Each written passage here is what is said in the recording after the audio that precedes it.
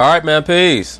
So, brothers, at one time, mixed martial arts superstar and UFC legend Jon Jones was looked at as the preeminent combat sports athlete on the planet Earth. Unfortunately for him, that allowed him to have access to excess, which led to the decadence that has almost ended his career and his life. Well, he recently sat down with Stephen A. Smith and Max Kellerman to discuss his potential comeback, as well as some inflammatory comments from his rival, Mr. Daniel Cormier. So, of course, they're going to talk about it, and I'm going to chime in. He is one of the most talented fighters in the world and one of the most dynamic in the octagon. But as you just heard, our next guest hasn't fought since trying to reclaim his victory, the light heavyweight title, last July against Daniel Cormier. Nothing against this brother, but I could look at his face and see that he's still battling. And when I say that he's still battling, meaning if he even walks past a liquor store, that's going to cause a traumatic event within his mind. He cannot stay away from the cocaine. There's no doubt in my mind about that. So I would not be surprised to see another slip up in the near future in regards to Mr. Jon Jones. Of course, I hope that I'm incorrect. But once you allow those demons into your vessel, once you allow any demon really into your vessel, it's going to be very, very difficult to remove that demon. And that's why I always tell brothers that you receive what you tolerate. When you complain about a woman mistreating you, it's because you tolerate it. When you complain about what you go through in your workplace, it's because you tolerate it. When you complain about what you go through in your workplace or at your job, it's because you tolerate it. Even when you're going through issues regarding drugs and alcohol, it's because you introduce those things into your life.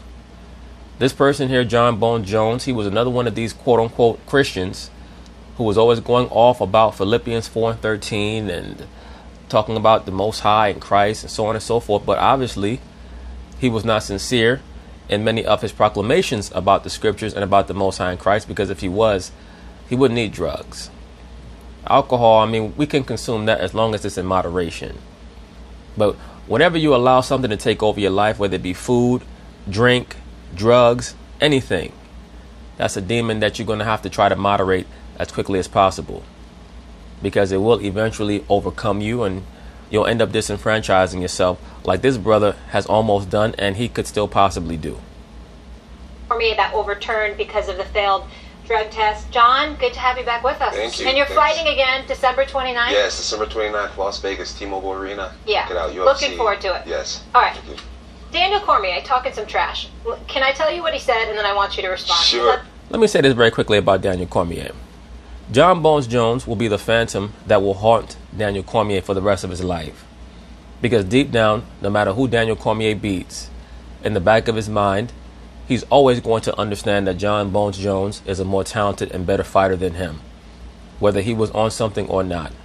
As a matter of fact, Jon Jones getting caught using performance-enhancing drugs was even a greater indignity to Daniel Cormier than had he gotten his ass whooped and Jon Jones had not had any PEDs found in his system. Because now Daniel Cormier has to sit back and tell himself, wow, now I have to wonder if I can beat this guy. At least if I thought he was natural, I can go to sleep at night and take my ass whooping like a man. Now they're going to make me fight this guy again. Hopefully he's going to pass the test. And if he whoops my ass again, it's going to be like the third straight time that he whooped my ass. Sure. We're getting right to it, Yeah, I love some good trash talking. Yeah, we are. You know, like Floyd Mayweather says, before we get to this blurb here, Floyd Mayweather has a slogan that he's very fond of. I remember he was about to fight Shane Mosley, and he said that Shane Mosley is talented, but I'm God-gifted. Daniel Cormier is talented, but Jon Jones is God-gifted. So this is what he said. Here we go again, Johnny boy. First off, if you did nothing wrong and were innocent, then you'd never been suspended. You've had to stand before these people and arbitrators so many times, it's insane. So you slipped again. How many times can one man slip? Right. Give me your reaction.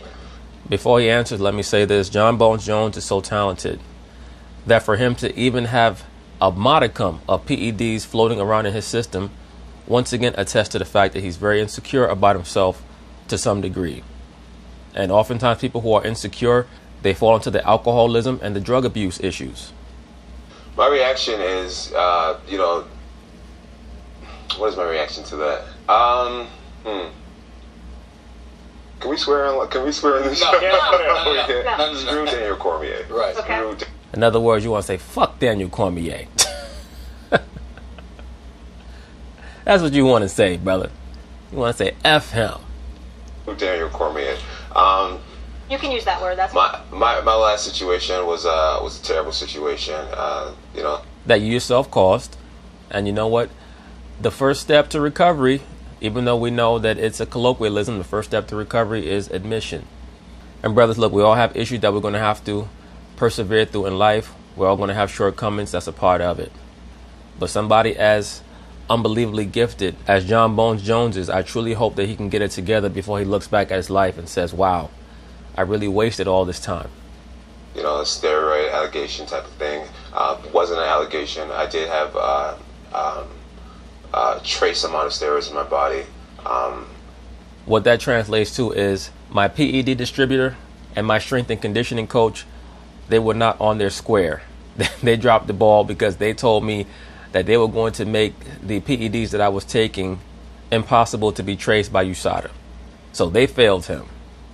Thank goodness USADA went through the whole process to prove my innocence.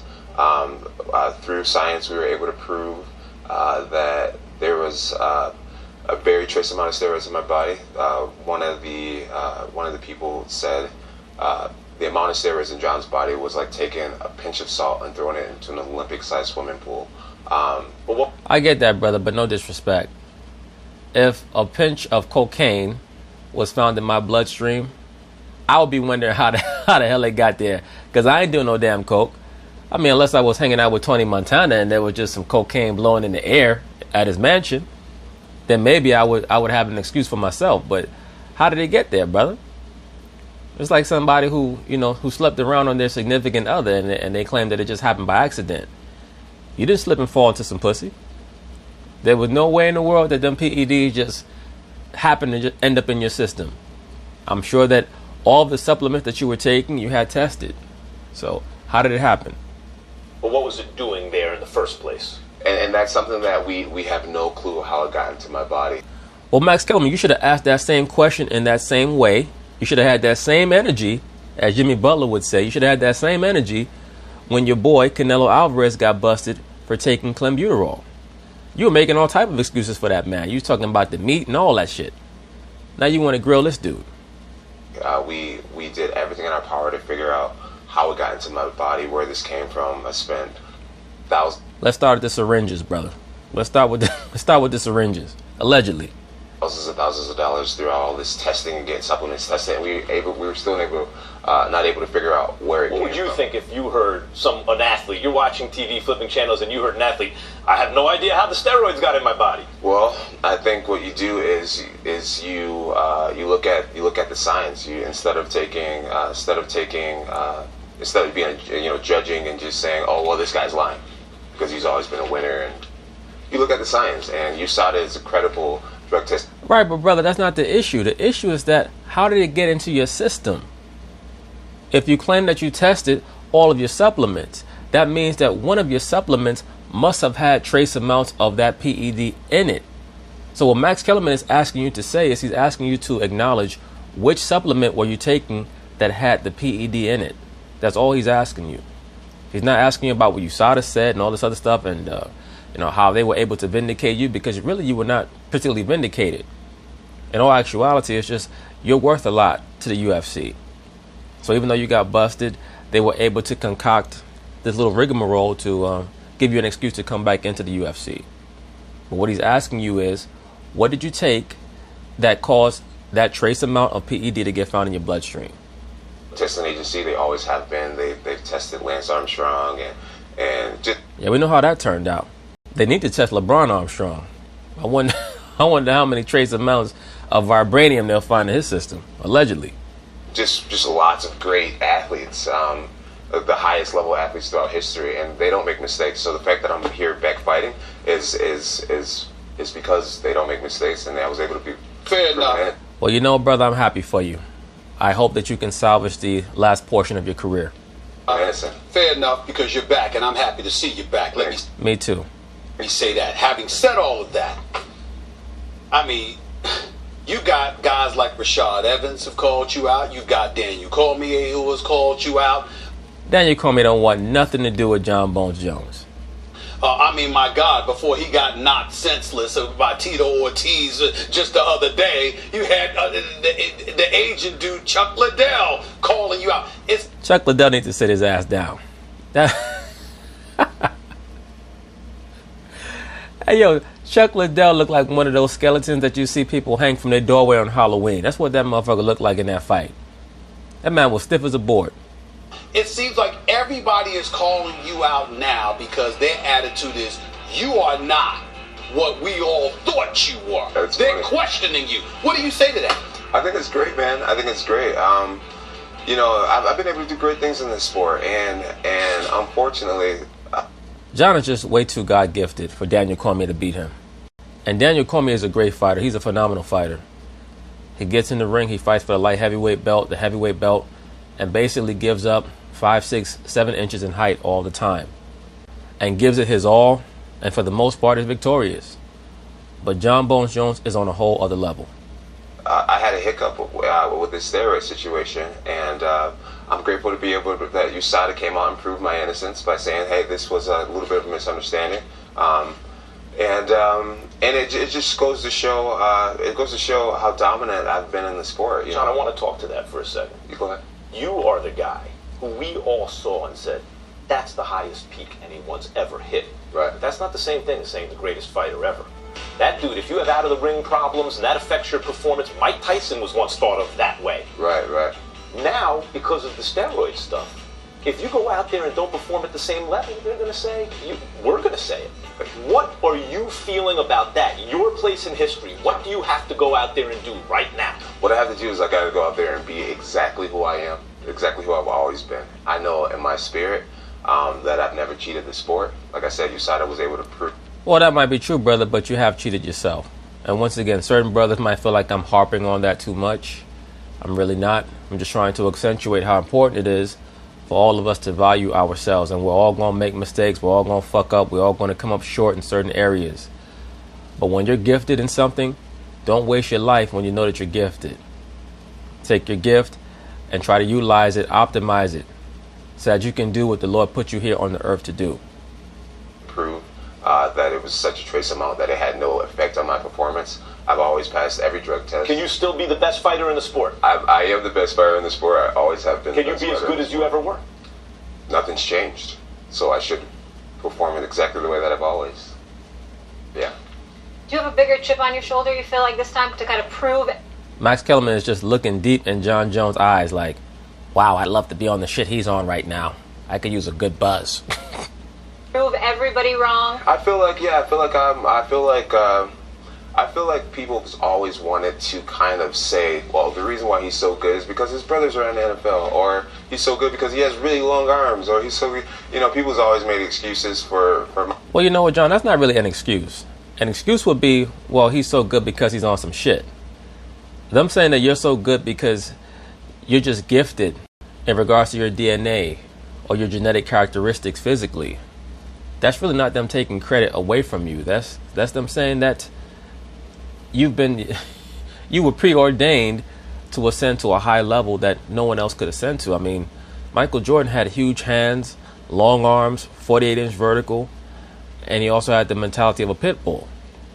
All those things were gifts that were given to him and also were cultivated, but that's a whole other story for another day. But that's part of what made him great. If Muhammad Ali was 5 inches shorter, he would not have been the fighter that he was, at least not as a heavyweight.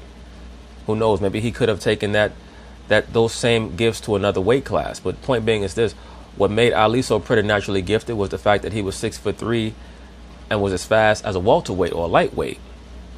So you should not look at that as a detriment or as anyone trying to talk you down, but understand that that is a component of how magnificent your gifts are. For my success, and instead of just saying, this guy's actually really intelligent, he has a really good fight IQ, and this is what makes him a champion. I feel like I have a lot to prove. I've always had a lot to prove. I feel like every great athlete always feels like they have. But guess what? We get to see you do it December 29th. Yes. You're going to bring it? Yes, big time? absolutely. Fireworks? Yes. I need to Jon see Jones that in is my back. life. Jon, I'm not gonna lie to you. we go back a long time, Jon. I'm not gonna lie. I want to see you against Cormier again. Daniel Cormier? I want to see that again. I hope that he and Cormier fight as well. even though I think that Daniel Cormier is going to make him jump through a whole bunch of hoops to get that fight, especially at heavyweight, because Jon already whooped his ass, I believe, at light heavyweight. So the last thing that Cormier is going to want to do is lose his belt to Jon Bones Jones at heavyweight. He already knows that he was at a disadvantage at light heavyweight. Imagine at heavyweight, you're going against a guy like Jon Bones Jones, who's already like 6'5", and now you're going to have to go up in weight? Absolutely not. But anyway, good luck to Mr. Jon Bones Jones. Hopefully his problems are behind him. Max Kellerman is still looking at him like, man, I can see in his eyes.